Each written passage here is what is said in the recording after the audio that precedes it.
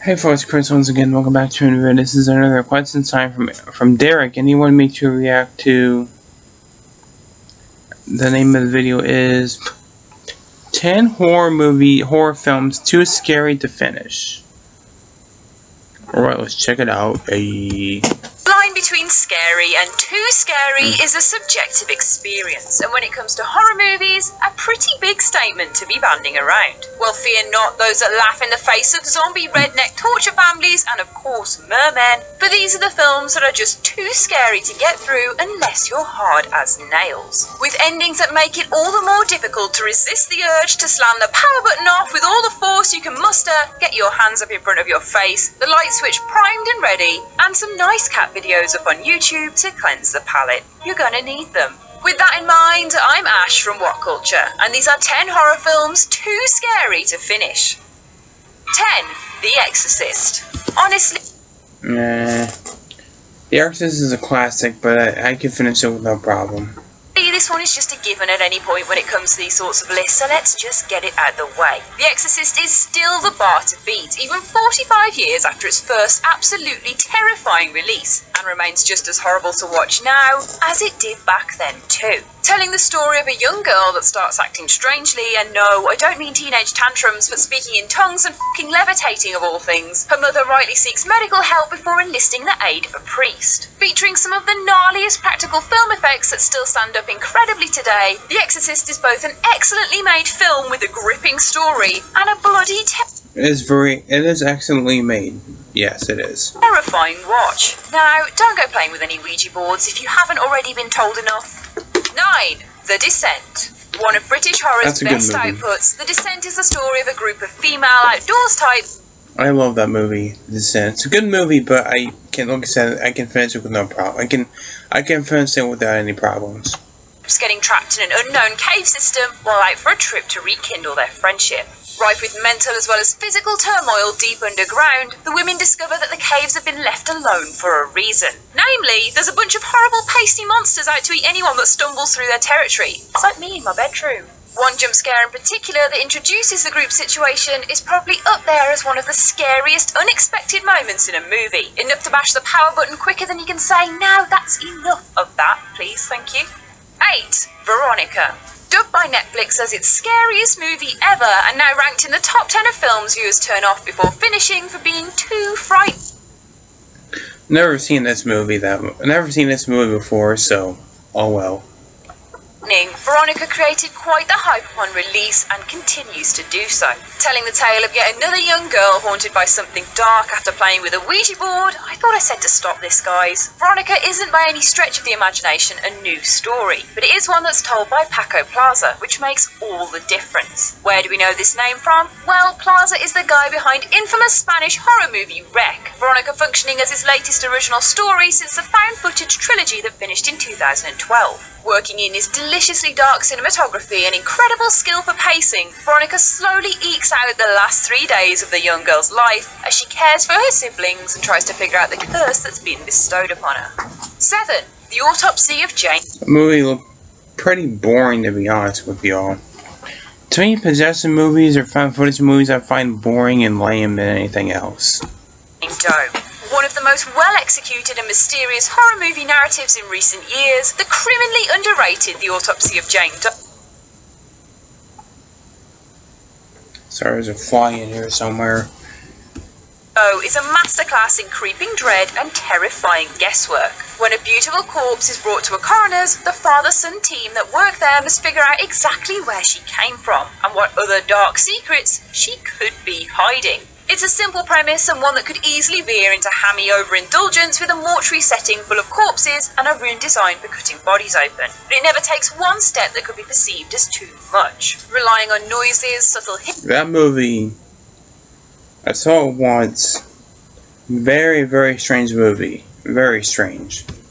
Facial expression, and environment-bending events as the story unfolds. Director Andre Ovredal, the man behind Troll Hunter no less, makes something that's genuinely a bit uncomfortable to watch. 6. The Fly. It's Jeff Goldblum fusing himself. Classic, The Fly. Love that movie.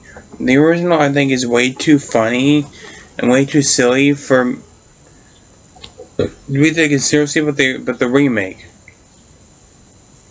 Holy fucking shit, that movie was fucking awesome.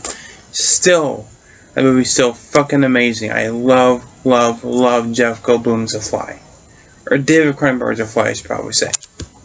Self with a housefly and going full Jeff Goldblum, for God's sake. I'm not entirely sure if that's disturbing or the best thing to ever bless cinema screens, but I'm going to go with the latter. In either case, the journey he takes to get there is unarguably a terrifying. It's not a movie for everyone, though. It is pretty damn gross. And speaking of The Fly, there's a fly in here. How convenient is that? Fine one. The Fly is David Cronenberg's body horror masterpiece, starring scientist Goldblum, aka Seth Brundle, who creates teleportation technology and inadvertently alters his DNA when testing his machines out. Devolving into a half-fly hybrid, he slowly and graphically deteriorates into a monster of both body and mind. The director is infamous for his gross-out horror, and The Fly is one of the best examples in his filmography. It might not be one that you actually want to finish though, as Brundle's skin falls off or he snaps people's arms into though. 5. The Conjuring. Heralded by James Wan and spawning a ridiculous amount of sequels and spin-offs, The Conjuring brought together old-school sensibilities with modern technology to create something special, a fresh twist on the haunted house. Featuring Vera Farmiga and Patrick Wilson as married paranormal investigators, the Warrens, they visit a family of 7 who fear for their lives after the escalation of supernatural happenings in their home. Based loosely on a true story, it makes it even more horrible to think that this happened to real-life people, and makes it even less appealing to sit out the truly intense exorcism scene that inevitably plays out as the finale of the film. 4. Rosemary's Baby. Yeah, that movie, Conjuring, was...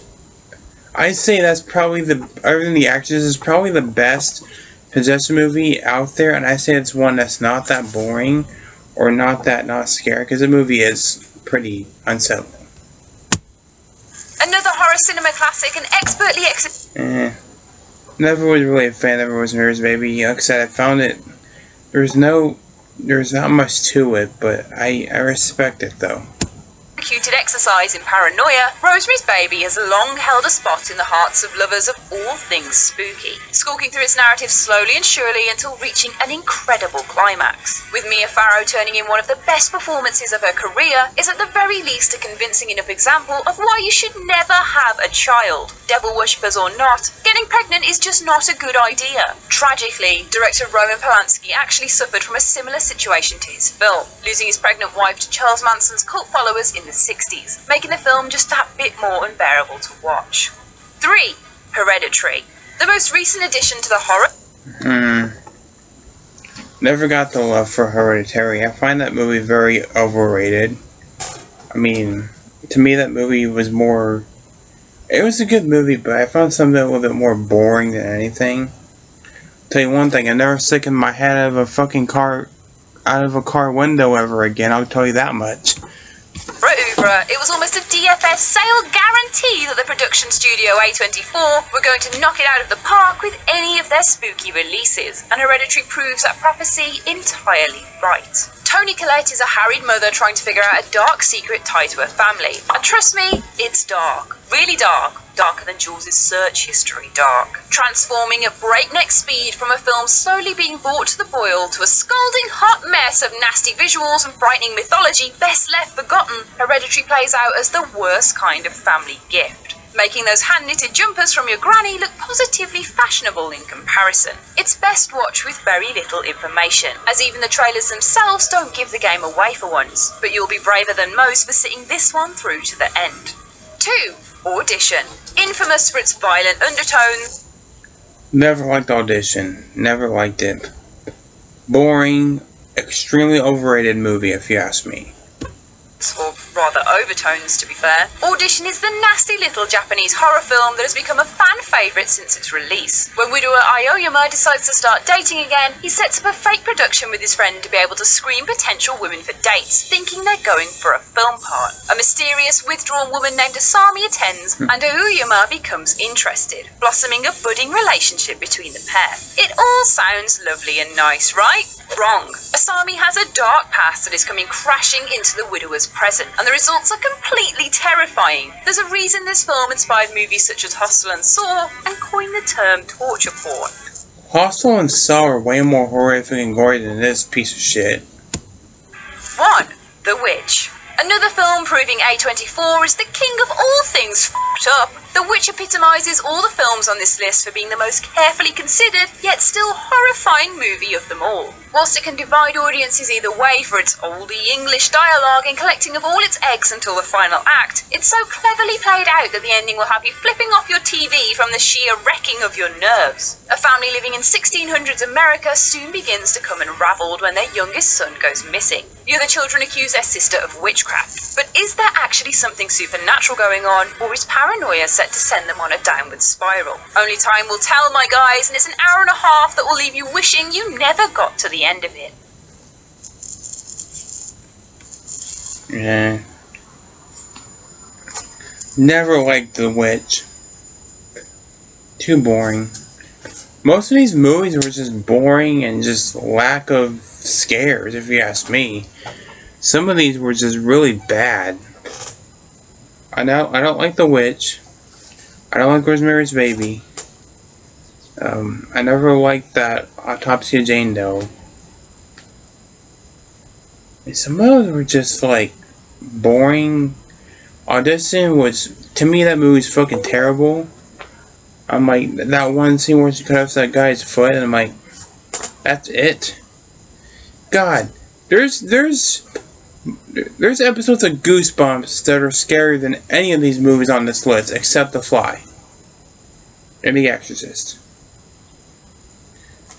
There's episodes of Goosebumps that are way scarier than any of these movies, except those two, in my opinion. Let me know what your top 10 scariest horror movies are down below. And with that said, thank you all for watching. Take care. We'll see you guys in the next one. Bye-bye.